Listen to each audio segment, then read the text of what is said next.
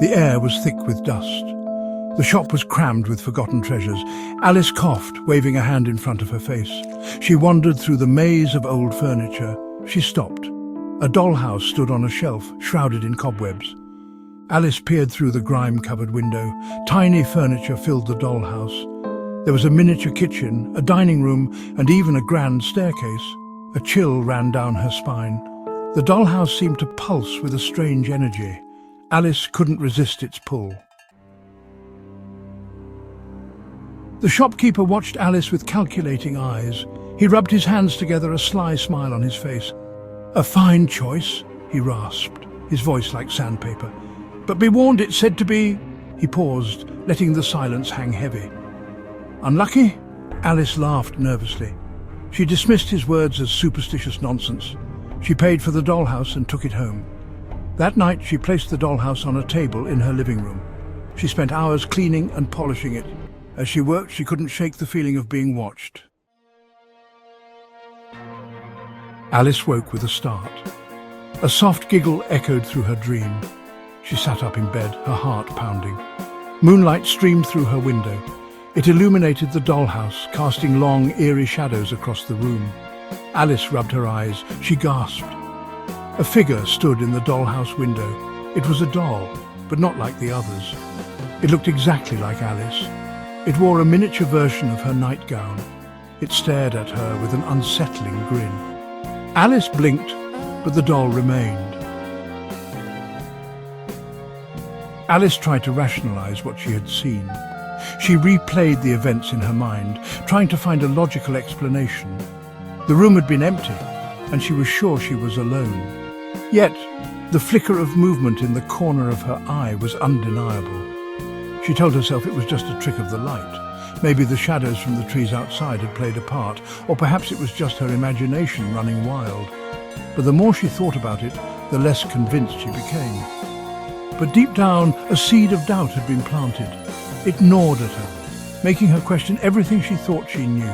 She couldn't shake the feeling that something was off, that there was more to the story than she could see. Over the next few days, strange things began to happen. Objects would move from their places, lights would flicker without reason, and the air seemed to grow colder. It was as if the house itself was alive, watching her every move. She heard whispers coming from the dollhouse. At first, she thought it was the wind, but the voices were too distinct, too deliberate. They seemed to be calling her name, beckoning her closer. She saw shadows moving in the periphery of her vision.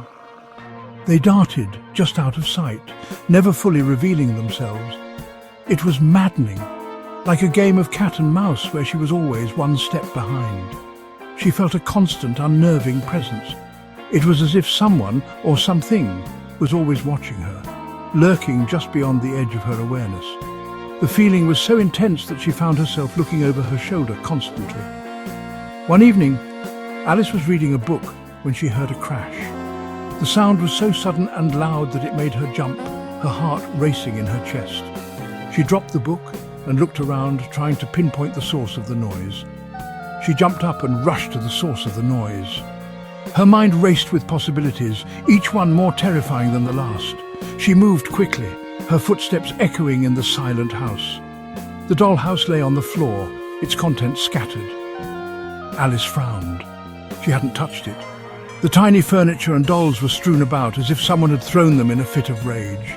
But who could have done it? She bent down to pick up the fallen pieces. As she did, she felt a chill run down her spine. The air around her seemed to thicken, and she could almost hear the whispers again, faint but persistent. As she did, she noticed something strange. One of the dolls was missing. It was the one that looked just like her, with the same hair and eyes. She had always found it a bit unsettling, but now its absence was even more disturbing. The doll that looked like her was gone. She searched the room frantically, but it was nowhere to be found. The realization hit her like a ton of bricks. Something or someone had taken it, and she had a feeling that whatever it wasn't done with her yet. Days turned into nights. The unsettling events continued. Alice noticed the dolls in the house were changing positions. They were subtly rearranged each day. Objects vanished only to reappear in bizarre locations within the miniature rooms. Alice felt a creeping dread consume her. She knew something was amiss, something beyond rational explanation. Fear gnawed at her sanity. Was she losing her mind? One night she decided to put an end to the torment. She resolved to get rid of the dollhouse. She picked it up, intending to throw it in the trash.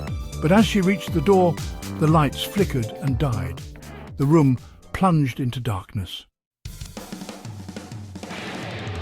Section 6. Trapped.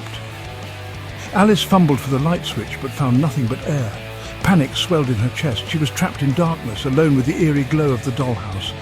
Then a faint giggle echoed in the darkness. It seemed to come from everywhere and nowhere at once. It was the same giggle she had heard in her dream. Alice dropped the dollhouse. It clattered to the floor. She stumbled back, her heart pounding in her ears. She tripped over something and fell. She lay there, gasping for breath, enveloped in an oppressive darkness. The giggling continued, growing louder, closer. Alice squeezed her eyes shut, her body trembling. Section 7. Facing the doppelganger. A cold hand touched Alice's cheek. She flinched, her eyes flying open. The giggling stopped. Alice found herself staring into the face of her doppelganger. The doll hovered above her, its eyes glowing with an eerie light. Its grin widened, revealing a row of sharp, needle-like teeth. "We are one now," the doll hissed, its voice a raspy whisper. "You can't escape me." Alice scrambled back, fear coursing through her veins. The doll advanced, its tiny hands reaching for her. Alice felt a surge of desperation. She had to escape. Section 8. The Truth Revealed. In the dimly lit room, shadows danced on the walls, creating an atmosphere thick with tension and fear. Alice kicked out at the doll, knocking it away. The force of her kick sent the eerie doll skidding across the floor, its lifeless eyes staring blankly at the ceiling. She scrambled to her feet and ran, her breath coming in short, panicked gasps. The darkness seemed to close in around her, making every step feel like a struggle. She blindly searched for a way out, her heart pounding in her chest like a drum. Every corner she turned seemed to lead to more darkness, more uncertainty. She stumbled and fell, her hand brushing against something cold and hard. The sensation sent a shiver down her spine, and she hesitated for a moment, trying to gather her thoughts. She realized it was the dollhouse. She looked inside, her eyes widening in shock. The intricate details of the miniature world mirrored her own reality in a hauntingly precise manner. The miniature version of her living room was bathed in an eerie green light. The glow seemed to pulse, casting long, unsettling shadows that danced across the tiny furniture. In the center of the room, the doppelganger doll stood motionless. Its presence was both familiar and alien, a twisted reflection of herself. It looked up at Alice, its eyes filled with a strange sadness. The expression on its face was almost human, conveying a depth of emotion that took her by surprise. Alice felt a wave of sympathy wash over her. The fear that had gripped her heart began to loosen its hold, replaced by a profound sense of understanding. She realized the doll wasn't trying to hurt her.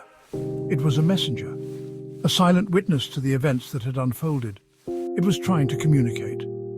The realization dawned on her slowly, like the first light of dawn breaking through the night.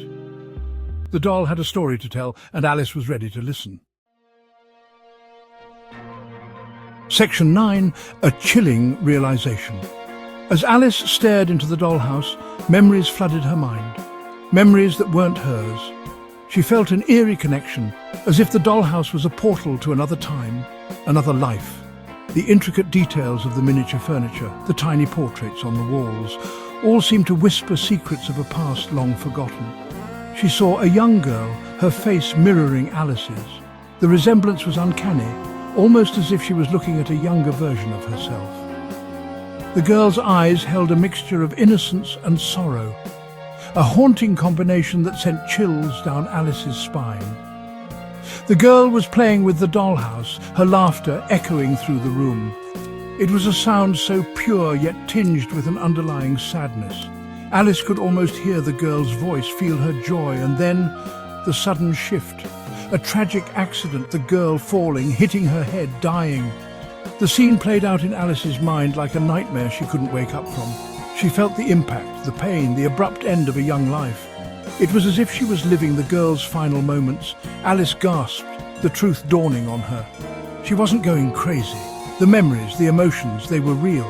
She was experiencing the remnants of a life cut short, a soul trapped in the confines of the dollhouse. The dollhouse was haunted by the ghost of the young girl who had owned it before. The spirit lingered, bound to the miniature world she had once cherished.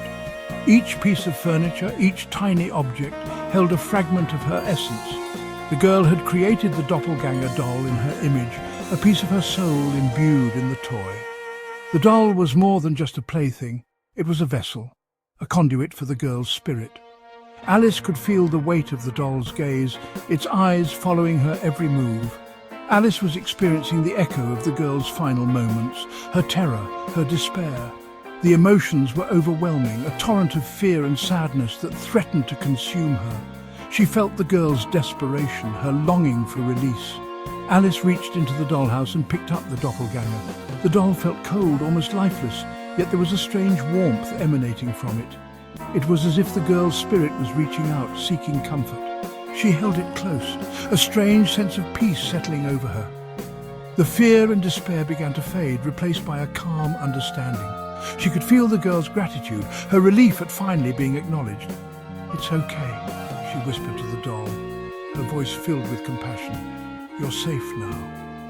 The words seemed to resonate within the dollhouse, a promise of peace and protection. Alice felt a connection, a bond that transcended time and space. As she spoke, the eerie green light faded. The dollhouse fell silent. The oppressive atmosphere lifted, replaced by a serene stillness. It was as if the house itself was breathing a sigh of relief. Alice knew the girl's spirit was finally at peace. The haunting presence that had once filled the dollhouse was gone, leaving behind a sense of tranquility. She felt a profound sense of closure, a chapter of sorrow finally coming to an end, but she also knew she would never look at a dollhouse the same way again. The experience had changed her, leaving an indelible mark on her soul. The dollhouse, once a symbol of innocence, now held a deeper, more poignant meaning.